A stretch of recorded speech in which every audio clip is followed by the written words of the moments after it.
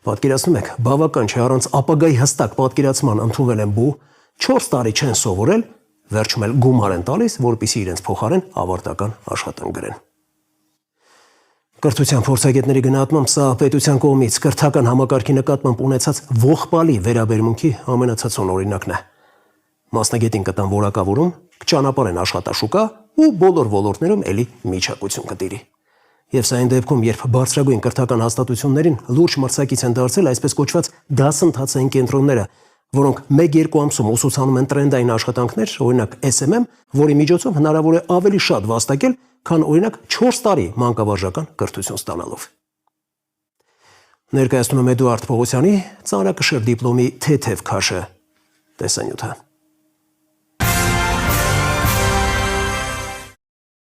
Ինչու տանջվել համալսարանն ավարտելու համար գրել ավարտական աշխատանք, եթե կարելի է ուղղակի վճարել ուրիշին։ Նա ձեր փոխարեն ամեն բան կանի, ձեզ կմնա գոնե մի անգամ կարդալ, իմանալ թե ինչ է գրել եւ գնալ ներկայացնել։ Վերջ, համալսարանն ավարտեցիք։ 20 միավորի աշխատանքներ են տալիս, բնօրինակությունը 85%, նշել են նաև 7 եւ ավելի տարվա փորձ ունեն մարդիկ։ Մի պահ Facebook, Instagram-ում փնտրես դիպլոմային, կուրսային, թեզ փողով գրողների բազում էջեր կգտնես։ Ահա նաև կարծիքները նրանց աշխատանքների մասին։ Շատ լավ է պաշտպանել ուրիշի գրածը, անանուն անդեմ այս օկտատերը 98 միավորի է արժանացել։ Շնորհակալ է։ Այս մեկի 85-ն էլ զուտ այն պատճառով, որ շատ էլ արվել ելույթն ունենալիս, դողացել է, տեսնես ինչից, խեղճ մարդը չգիտի։ Դա մի շուկա է, որը անմիջականորեն հանգեցնում է, այսպես ասեմ, կրթության որպես գործընթացի հիմքերի քայքայման։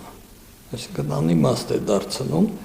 գիտելիքի կամ հմտությունների կամ կարողությունների ձեռքբերում։ Խնդիրը նա է, որ այդ ամբողջ կրթական համակարգում առաջի կուրսից մինչև վերջի կուրս, 4 կուրս, ընկած ժամանակահատվածում գիտահետազոտական աշխատանքի մեթոդաբանությանը ուսանողները լավ չեն ծանոթանում։ Եվ վերջում, ընդհանրապես ամենավերջում, երբ պետք է ավարտական աշխատանքներ գնեն, այդ ժամանակ սկսում են դժվարություններ ունենալ եւ հեշտ ճանապարհներով են գնում։ Էլեկտրոնային ռեգիստրի կայքում անգամ մոտավոր համընկման լրացուցիչ հնարավորությամբ չես տեսնի Get1 պետական գրանցում ունեցող կազմակերպություն, որը դիպլոմային ավարտական աշխատանք կամ թեզ գրելու ծառայություններ է մատուցում մեր երկրում։ Հետևություն համար 1, այդ գործունեությունն ինքնին անօրինական է, բայց այնպես չէ, թե պետական գրանցում չունենալու միակ պատճառը առցանց տիրույթում աշխատելն է։ Այդպիսի կազմակերպությունների կամ անհատները, որոնք նման ծառայություններ են մատուցում, հիմնականում գրանցված են ըստ ՊԵԿ-ի, գրանցված են որպես համակարգչային ծառայությունների մատուցողներ։ Փորձեցինք պարզել, ինչ արժեն այս ծառայությունները, փաստորեն այնպես չէ, թե շարքային ուսանողի գրպանին ձեռնտու է, տարբեր արժեքներ ունեն, ֆիքսված գին չկա, աշխատանքի ծավալից է կախված։ Սուրյանկյան հետ զրուցած ծառայություն մատուցողը ծիծաղով նաև շեշտեց իր խոսքով, նայած թե ինչ որակի գործ է պետք։ Դες միշտ 100,000 կարա արժանա, էլի։ Իսկ շատ ուսանողներ են դիմում։ Անելի։ Ինչի համար են ավելի շատ դիմում։ Դիպլոմային։ Այսինքն բակալավրիատի շրջանավարտներ։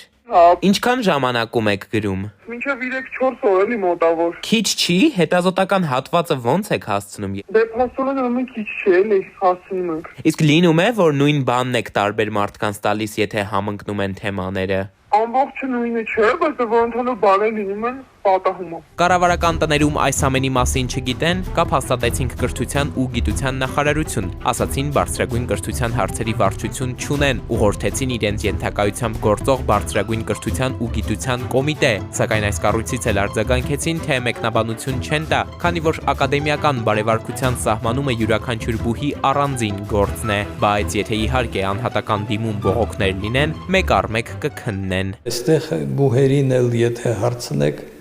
կասեն, որ մենք ոչ մի իրավունք չունենք, մեր տիրույթում չի եւ այլն։ Հիմա սա հասկանալի է, սա պատասխանատվությունը մեկից մյուսին։ Կրթական համակարգում բացի թողի վիճակ է, այսինքն չեն այս ոլորտում պատասխանատվության զգացումը շատ ցածր մակարդակի վրա է գտնում եւ ակադեմիական ազնվությունը կարելի ասել չի գործում։ Կրթության ոլորտի մասնագետները համոզված են այսօր պետությունը գոնե այս խնդրի հետ կապված գրավորական կեցվածք ունի, քանի որ համոզվեց ջանքերը, որ ժամանակին փորձեց գործի դնել ապօրինի այս ծառայություններն արգելելու համար, անարդյունք մնացին։ Փորձագետները նաև համոզված են, եթե ինչ-որ բան անել, ապա բուհն է ի վիճակի։ Միանգամից չի լինի քայլ առ քայլ պետք է շարժվեն առաջ։ Ընդ որում մասնագետները ոչ թե կարծում են, թե բուհերը պիտի այդ ծառայությունները մատուցողների դեմն առնեն, այլ տան այնպիսի կրթություն, որ ուսանողների մտքի ծայրով անգամ չանցնի դիմել կեղծիքների։ Գուցե մի քիչ հեքիաթի ժանրն է հիշեցնում, կեսկատակ, կեսլուրջ իրենց խոսքն են մեկնաբանում։ Առաջադրանքները, որոնք տալիս են, պիտի լինեն այնպիսին, որոնք որ այսպես անիմաստ դարձնեն դիմելը նման կազմակերպությունների, իրենք պիտի այնպիսի առաջադրանքներ լինեն, որ դու ինքդ պիտի անես, իրենք պիտի ստուգեն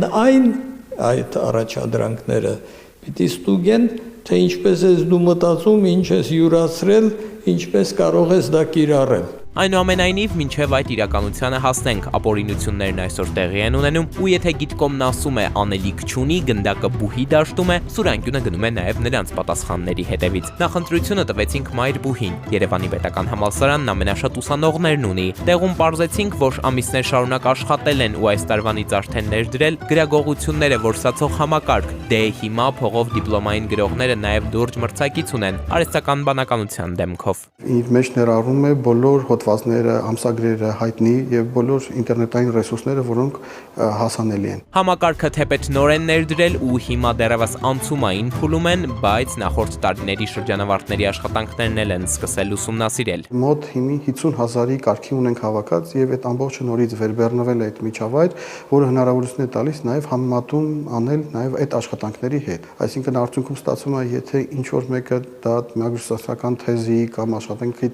տարբերակով վերբեռնվել է, հաջորդ անգամ դա անմիջապես ուրեմն հայտնաբերվելու է։ Թե այս պահին արդեն ինչպիսին է ընդհանուր պատկերը, առաջին արդյունքները, կենտրոնի տնօրենը գնահատական տալուց զերծ է մնում։ Դեռևս յուրաքանչյուր ֆակուլտետ ինքն է որոշում պլագիատի մինչև քանի տոկոսն է ընդունելի համարում։ Ամեն դեպքում տեղում փորձարկեցինք համակարգը, տեղում տոկոսներ տեսանք։ Օրինակ ուսանողներից մեկի գրագողության ընդհանուր տոկոսը 36 էր, այդ պահին ամենաբարձրը։ Հեսա նայ բռնեց։ Նա ինչքան է բռնել։ Ու որտեղից է բռնել, հեսա ստեղից 106 բառ, հեսա սենց բռնել է։ Մինչև կքննարկենք ապօրինի մատուցվող ծառայությունների հարցը, արհեստական բանականության կիրառումը սեփական անվան տակ կամ համար, այն ինչ լսեցինք ու վերջաբանի փոխարեն ներկայացնում ենք, շշմեցնող է։ Տեսնում ենք, որ մի հատ պատահական կայքում դրված է հենց մեր դիպլոմային աշխատանքները ու վաճառվում է, ու բնականաբար դա վաճառում են հենց համալսարանի ղեկավարները, ովքեր որ մեզից վերցրել են այդ աշխատանքները, քանի որ դիպլոմային ամբողջությամբ այն պարունակությունն ուներ, ինչը որ մենք հենց անձամբ դասախոսի հետ քննարկելով, ձևակերպելով գրել ու ստացել էինք, տեղեկություններից սկսած ձևակերպումներից վերջացրած։ Իրոք ապշեցնող է, այսինքն պատրաստի դիպլոմային ծախում են նաև որոշ գիտղեկավարներ, փաստորեն ուսանող թե ղեկավար, գրող թե կեղծող, գրիչ թե ռոբոտ, առուծախի այս շրջապտույտի մեջ են, բարդ է անշուշտ պետության գործը, բայց մատը մատին չտալն ու լռելն էլ վիճակն ավելի բարձիթողի է դարձնում ու տանում դեպի քաոս։ Էդուարդ Պողոսյան, Զոհրաբ Քարամյան, Սուրանկյուն։